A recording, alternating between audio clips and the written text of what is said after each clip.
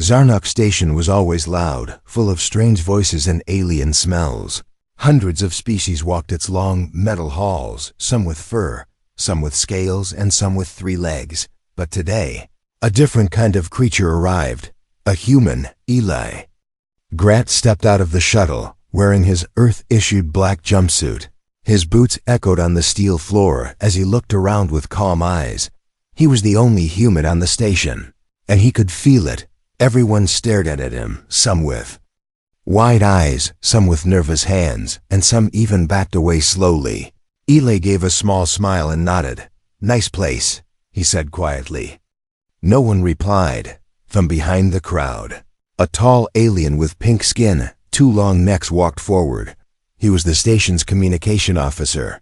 "Human Grant," the alien said with a dry voice.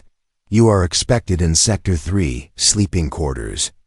Unit B7. Got it," Eli replied, pulling his bag over his shoulder. He didn't show it, but his heart was racing. He had trained for this, yes, but training was never like the real thing. He was alone, far from home, and every eye felt like a camera watching his every move. As Eli walked through the station, aliens whispered behind his back. "He doesn't look dangerous," one said. "Are all humans that small?" Asked another. "Don't be fooled," said a third voice. "I heard they can lift 3 times their weight." 5 times a day, Eli frowned slightly. 5 times a day? He muttered, confused. Where did they even hear that? He entered the mess hall later that evening, hungry and tired. It was quiet at first, until he walked in. Then it fell silent. The air smelled like burnt leaves and steamed metal. Dozens of eyes turned to him again. He spotted an empty seat in the far corner and moved toward it, trying to ignore the stares. A waitress approached, her skin light blue and her eyes glowing gently in the dim light. She had long white tendrils instead of hair and moved with graceful steps. Her name tag said Lixa. She looked nervous as she held out a tablet. "Choose your food, human." "Grant," she said, voice shaking a little. Eli looked through the strange menu, filled with things like Vorn beetle stew and glowroot soup. I'll just take this one," he pointed, "and some water." She nodded quickly and walked away, whispering something to another alien behind the counter. That alien gasped loudly. Eli leaned back, trying not to sigh. It had been only a few hours, and he already felt like a zoo animal. He had hoped aliens would be curious, sure, but this was something else. His food came, bubbling and green. He took a small bite, and to his surprise, it was actually good. While he was eating, 2 alien officers sat down near him, pretending not to look. Then he heard one whisper to the other. "His species can recover from injuries in days, not months," the other nodded. "And they say humans can handle 5 rounds of physical activity in 1 solar cycle." Eli nearly choked on his food. 5 rounds of what? He said aloud, looking at them. They froze, then quickly stood and walked away without answering. Lixa came back to clear his tray, her eyes full of questions. "You ate it all," she said, surprised. "Was I not supposed to?" Eli asked, wiping his mouth. No, she shook her head. "It's just that ... That dish is usually shared by 4 adult Gorlaks." Eli raised an eyebrow. "Maybe I was hungrier than I thought." He smiled again. But Lixa didn't smile back. She leaned closer, her voice barely a whisper now. "Is it true?" she asked. "About the 5 times a day?" Eli stared at her, confused again. 5 times a day? What? Lixa's cheeks turned purple, a blush. Maybe. She stepped back quickly, shaking her head. "Never mind," she said, and rushed off toward the kitchen. Nearly dropping her tray, Eli sat in silence, his fork still in hand, blinking. What did she mean by that? Eli couldn't sleep. The lights in his room were dimmed to a soft blue. The air recycled with a faint scent of metal and ozone. He stared at the ceiling, thinking about what Lixa had said. 5 times a day. The way she whispered it, like it was some dark secret. And the way everyone else had looked at him, like he was something dangerous or worse. Impossible. Back on Earth, he was just an average guy. Sure, he passed all the fitness and survival tests for the intergalactic exchange program. But he wasn't a superhero. Now it felt like everyone on the station thought he was. Or maybe they thought he was something worse, something unnatural. The next morning, Eli stepped into the gym. He needed to clear his mind. The place was quiet, except for the hum of gravity regulators and the clink of heavy training gear. He walked toward the bench press and noticed a few aliens nearby, watching him from the corner of their eyes. He tried to ignore them. He added 2 plates on each side, nothing crazy, and started his routine. Halfway through his second set, he realized the whispers had returned. They said he trained on a death planet, someone murmured. He can probably fight without rest. Another added, 1 alien dropped his drink when Eli stood up and stretched like nothing happened. Suddenly, a voice rang out from across the room. It was a bulky alien named Krax, tall and muscular with deep red skin and glowing orange eyes. "Human," he said, stepping forward. "I challenge you." Eli blinked. "To what?"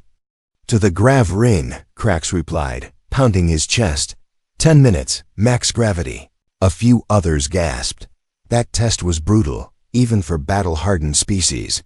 Most creatures couldn't handle more than 3 minutes. Eli looked at him for a moment, then nodded. "Sure, why not?" The grav ring was a round chamber that slowly increased gravity inside it, pressing down on the body like invisible stone. Krax entered first, followed by Eli. The door sealed behind them, and the countdown began. 1 minute in, Krax looked fine, breathing heavy but steady. 3 minutes, his legs started shaking. 5 minutes, he dropped to 1 knee, sweat pouring from his skin. Eli stood tall, blinking slowly, his breaths calm and steady. 7 minutes, Krax collapsed completely. Growling in pain, the system buzzed and opened the door. Emergency override activated. Eli walked out alone, completely fine, wiping his forehead with a towel. The crowd outside stared at him, stunned. 1 alien dropped their data pad. Another whispered something in a language he didn't understand. Then someone said it again softly, but clearly. 5 times a day. Eli threw the towel over his shoulder and frowned. "Okay, seriously, what does that even mean?" No one answered. Instead, the crowd slowly backed away as if he was something radioactive. Later that day, in the mess hall, Lixa approached him again. Her eyes were wide and curious, her voice low. "You beat Krax," she said. "No one ever stays in that room more than 6 minutes." Eli shrugged. "I've done worse back on Earth." What kind of place is Earth?" she asked, almost afraid to hear the answer. Eli smiled. "Let's just say Earth doesn't baby its people." She tilted her head, studying him carefully. Then she looked down, hesitated, and whispered again. "The rumor about humans ... is it true?" Eli gave her a puzzled look. "What rumor?" She leaned closer, her voice barely more than breath. "That humans can perform full energy bursts ... 5 times a day." Eli's eyebrows rose. "You mean like workouts? Or?" She looked around nervously, then said, "Not workouts ... reproductive bursts." Eli stared at her, his face frozen. Then he burst into laughter. "Oh my God, that's what this is about?" He leaned back in his seat, still chuckling. "No wonder everyone's been acting weird." Lixa didn't laugh. She looked dead serious. "It's not funny," she said. "For many species here, 1 time a month is normal." Eli's smile faded slowly. "Wait, are you telling me that's what they think human stamina is about?" She nodded slowly, eyes locked on him. 5 times a day," she repeated. "They think you're unstoppable." Eli rubbed his temples. "I need to clear this up fast." But deep inside, a small part of him smiled. Maybe it wasn't so bad to be seen as a legend, even if it was for the weirdest reason ever. Eli woke up to find the camera drone hovering just inches from his face. He blinked once, then stared at it. "Can I help you?" The drone beeped and flew backward, zipping out of the room as fast as it had appeared. He groaned, rolling out of bed. Great, now they're spying on my sleep. Word had spread like a virus through the station. There were now posters of him drawn badly circulating through the alien network. One showed him holding a broken steel beam in one hand and carrying 3 alien females in the other. Another showed flames behind him as he stood shirtless on a mountain of defeated alien warriors. Someone had even titled it, "The Legend of 5 a Day." Eli didn't know whether to laugh or scream. He barely knew how to fix his shower panel, let alone become a mythical warrior god. But now, wherever he walked, aliens moved aside, nodding. With respect or fear, he even saw 2 armored guards whisper and salute him as he passed the cargo bay. He had become a walking myth, and he couldn't control it anymore. That afternoon, a voice came over the station intercom. "All station crew, report to observation deck 12. Eli followed the flow of bodies, unsure what was happening. When he arrived, he realized something strange was going on. There was a ring set up in the center of the deck ropes, lights, cameras, and snacks. A fight ring. A deep voice shouted, "It's time to witness the impossible. Zarnak's champion vs. the human." Eli froze. Wait, what? The crowd roared, clapping claws, paws, and tentacles together. Lixa suddenly appeared beside him, holding a clipboard. "They said you accepted the challenge," she said quickly. "Didn't you?" "No," Eli said, backing away. "I didn't even know about it until just now." Lixa looked confused, then looked at the screen, showed a video of Eli, recorded yesterday, nodding while chewing food. "They used that as confirmation," she said, blinking. Eli threw his hands up. "I was eating noodles." It was too late. A huge alien stepped into the ring, a mountain of muscle, tusks and scales. It growled, flexed, and cracked its neck. The announcer's voice boomed again. "Krotl, 7-time gravity brawler, slayer of Iron Fang." Then it turned to Eli, and the challenger Eli Grant, the 5-a-day human. The crowd chanted, "Human, human." Eli's heart pounded. He turned to Lixa. "If I don't make it out of this, tell Earth I died because of a noodle misunderstanding." She didn't answer. Her eyes were wide, her cheeks flushing purple again. The bell rang. Eli stepped into the ring, barely dodging the first punch. It dented the floor where he had stood. Krotl roared and charged, but Eli moved fast, rolling to the side. He had no plan, no training in alien wrestling. He just knew how to survive. And survival was something humans were very good at. He ducked, weaved, climbed the ropes, and used the alien's own strength against him. At one point, Krotl tried to throw him, but Eli twisted midair and landed on his feet. The crowd went wild. 7 minutes later, Krotl lay on the floor, dazed, unable to move. Eli stood above him, gasping for air, shirt torn, forehead bleeding, but smiling. The bell rang again.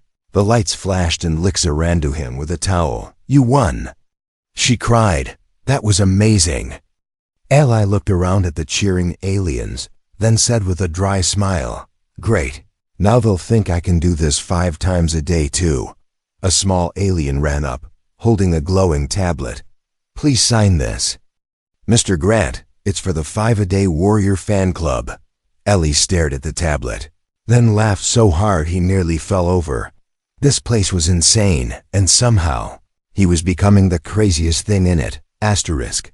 The emergency alarm blared across Zarnak Station at 0300 hours. Red lights flashed through the corridors, doors slammed shut, and heavy boots echoed everywhere. Eli sat straight up in his bunk, heart racing. "Again?" he muttered, grabbing his jacket.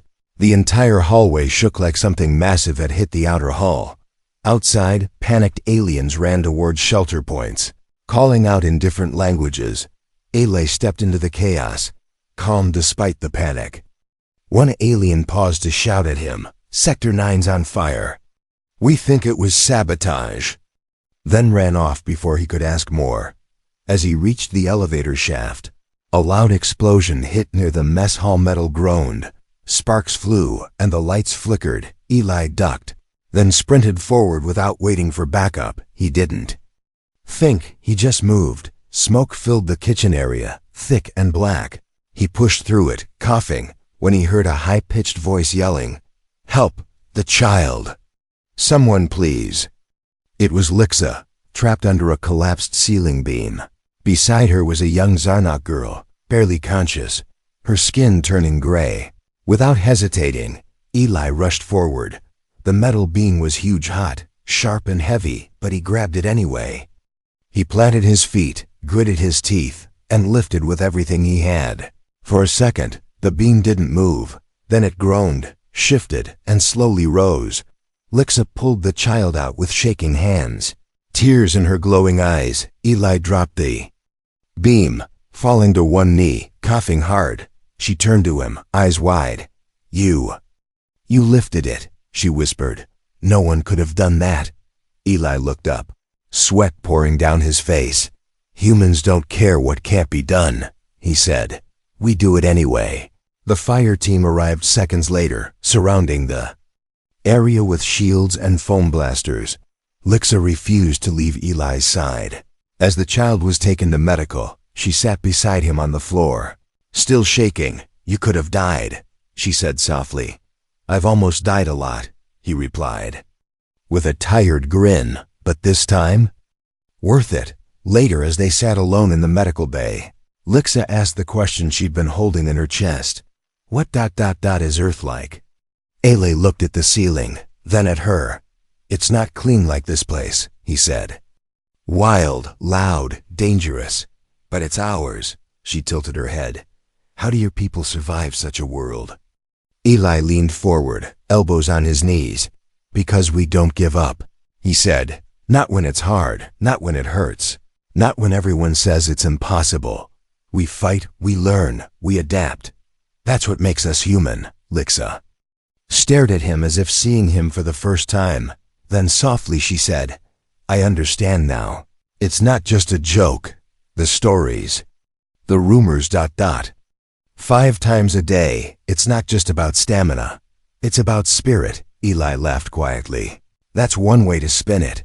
But Lixa didn't laugh this time. She reached over and gently touched his hand. "No," she said, "it's truth." That moment was quiet, real, and heavy with something new, respect, maybe more. But before either could speak again, another message appeared on the comm screen. "Council command requesting human presence. Priority Alpha." Eli sighed, standing up slowly. "Can't even rest 5 minutes before someone wants a piece of the legend," he muttered. But as he walked toward the door, Lixa called out, "Hey, Eli." He turned. "Don't let them use you," she said, voice steady. "You're not a weapon. You're hope." Eli didn't answer, but he nodded, then disappeared into the hallway with the sound of sirens behind him. There was something wrong with the food. Eli didn't know it at first, not until the 3rd bite. It tasted fine, maybe too fine, like sweet fruit mixed with spicy energy. But the way everyone stared made it clear something wasn't right. The dining hall had gone quiet again, just like his first day on Zarnok Station. Dozens of aliens watched him chew, their eyes wide, waiting. Some leaned forward in their chairs, others clutched their trays tightly. Lixa stood behind the counter, frozen mid-step. Holding a glowing purple bottle, Eli swallowed and wiped his mouth. "What?" he asked. "Did I break another tradition or something?" Nobody answered. One alien in the corner whispered, "He's still standing." Another gasped, "He ate it, all of it, ... And he's smiling." Lixa slowly approached, setting the bottle down, her voice shaking. "That wasn't on the menu," she said. "That dish was for the Zarnath warriors." Eli blinked. "The what now?" "It's battle food," she explained. "Mixed with energy roots and bioheaters. Our fighters take it before war drills, and only after a body scan." Eli looked at his plate, now empty. "So, I just ate alien pre-workout?" Lixa didn't laugh. She looked terrified. "You should be unconscious," she whispered. "Or at least hallucinating." Suddenly, A loud thud echoed in the hall. An alien collapsed at his table, shaking, eyes wide. Another staggered near the door, clutching his stomach. One by one, aliens who had touched even a spoonful of the dish began to drop or stumble out, groaning or growling. Whatever was in the food, it was too much for them, even in tiny amounts. Eli looked down at himself. "I feel fine," he said slowly, standing up. More gasps, more whispers. The room was now divided between fear and fascination. Within 10 minutes, security bots rolled in, followed by a medical team and a small floating council drone. The drone scanned the plate, then turned to Eli. "You consumed 400% of recommended levels," it said in a calm, robotic voice. "No known species can process that volume." Eli raised his hand. "Correction, no alien species." The drone paused, as if processing this new data. Lixa stepped forward again, still watching him like he might explode or grow wings. "This is the third time," she said softly. "You've done something you weren't supposed to survive." Eli gave a tired smile. "I'm not trying to be a superhero, you know. I was just hungry." The council drone scanned him again and floated off without a word. But others in the room didn't move. They stared at him with a mix of respect and fear. Later that night, Eli stood outside the observation window, watching the stars beyond the station. Lixa joined him, silent at first, then said, "You scared them today." "I know," he replied. "I scared myself a little too." She looked at him carefully. "Is this normal for humans?" He turned to her, serious now. "Not exactly. But Earth made us this way," he continued. "Tough, fast, strange, and stubborn. We adapt or we die, so we adapt fast." Lixa folded her arms, still looking at him like he wasn't real. "You might not understand what you represent here," she said.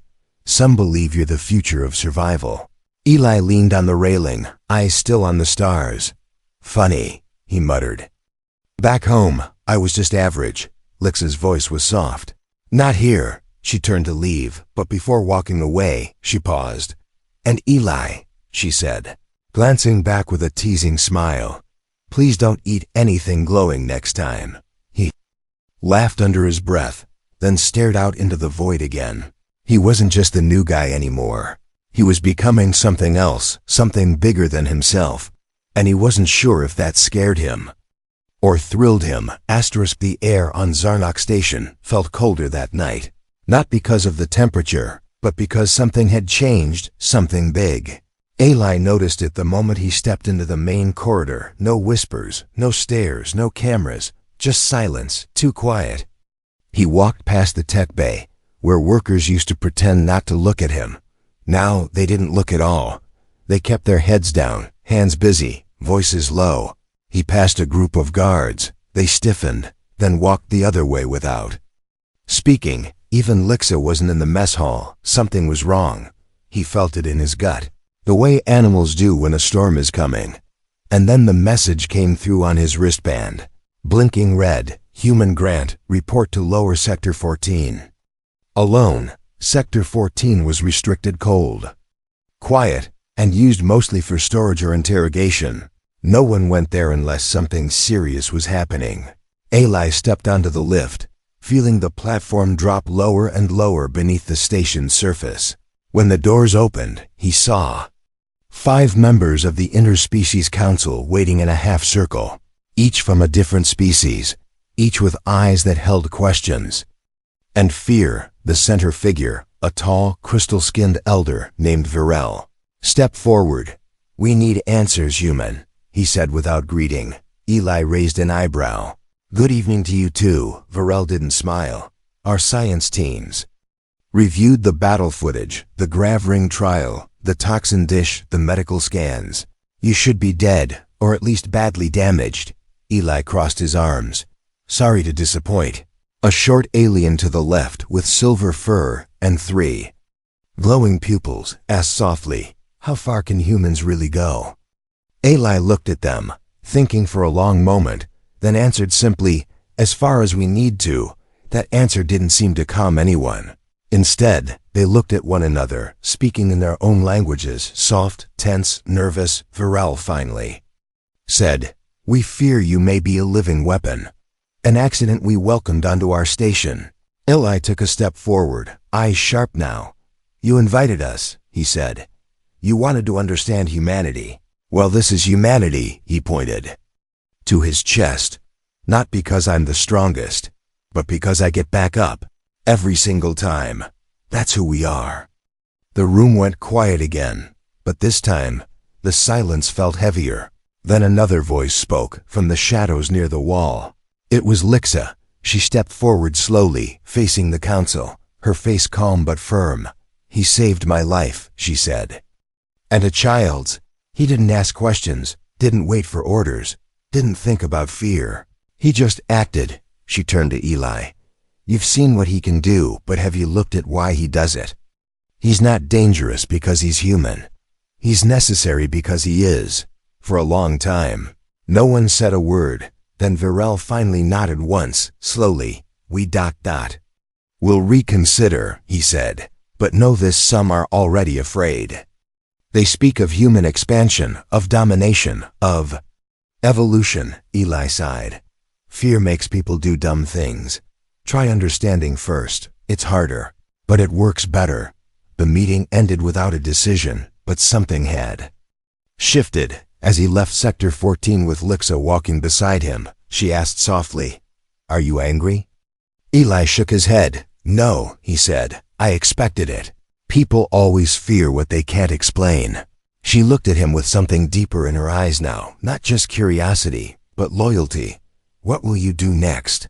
she asked. He smiled a little, looking out through the observation dome at the endless stars. "I'll do what humans always do," he said. "Keep going."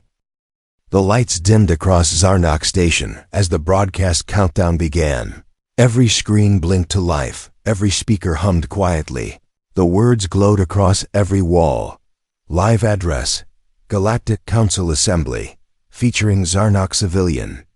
Lixa Talon. Lixa stood in front of a glowing podium, her hands shaking slightly. She wasn't a warrior, not a politician, not even a trained speaker. She was a waitress, but today, every eye in the galaxy was watching her.